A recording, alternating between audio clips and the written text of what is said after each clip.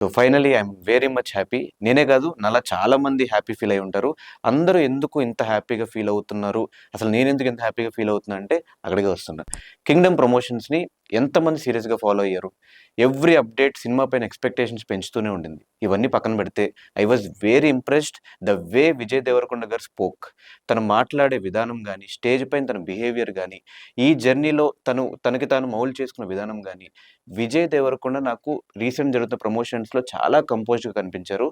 అందరూ ఎలా చూడాలనుకుంటున్నారో అలాగే ఉన్నట్టు అనిపించింది. తెలుగు ప్రజల్లారా, my most favourite, my darling, my most dearest ప్రజల్లారా, ఐ లవ్ యూ అండ్ మీ అందరికీ నా నమస్కారం.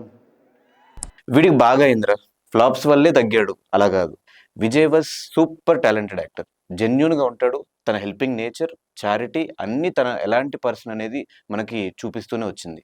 ఇలాంటి పర్సన్కి బయట వస్తున్న హేట్ రేట్కి అస్సలు సంబంధమే ఉండదు.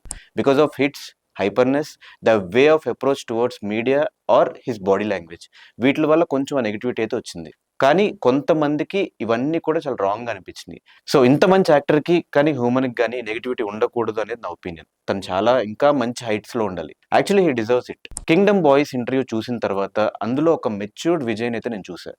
ఏదైనా ఫ్యాక్టర్స్ అయి ఉండొచ్చు, ఏమైనా అయి ఉండొచ్చు, తన ప్రీవియస్ ఫిలిమ్స్ గురించి కానీ, సందీప్ రెడ్డి వంగ గురించి కానీ, అండ్ అలాగే గౌతమ్తో తనకున్న బాండింగ్ గురించి కానీ, అండ్ రీసెంట్గా తిరుపతిలో ట్రైలర్ ఈవెంట్కి కానీ, ఆర్ హైదరాబాద్లో జరిగిన ప్రీ రిలీజ్ ఈవెంట్లో కానీ విజయ్ దేవరకొండ మాటలు ఒక కొత్త విజయ్ మాట్లాడినట్టు అనిపించింది.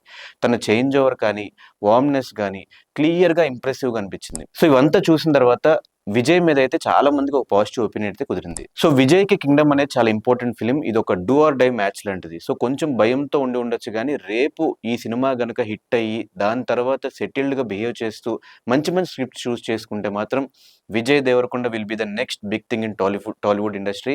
ఈ టాలీవుడ్ ఇండస్ట్రీకి రాజే కూర్చుంటాడు. So rowdy is loud, rowdy is hated, rowdy is never ignored. So Vijay దేవరకొండకి అండ్ అలాగే కింగ్డమ్ టీమ్ మొత్తానికి ఆల్ ది వెరీ బెస్ట్. ఈ సినిమా బిగ్గెస్ట్ బ్లాక్ బాస్టర్ అవ్వాలని మనస్ఫూర్తిగా కోరుకుంటున్నాం. అండ్ విజయ్ బిహేవియర్ ఇప్పుడు చేంజ్ అయిందా లేదా ఎస్ ఆర్ నో కింద కమెంట్ చేయండి.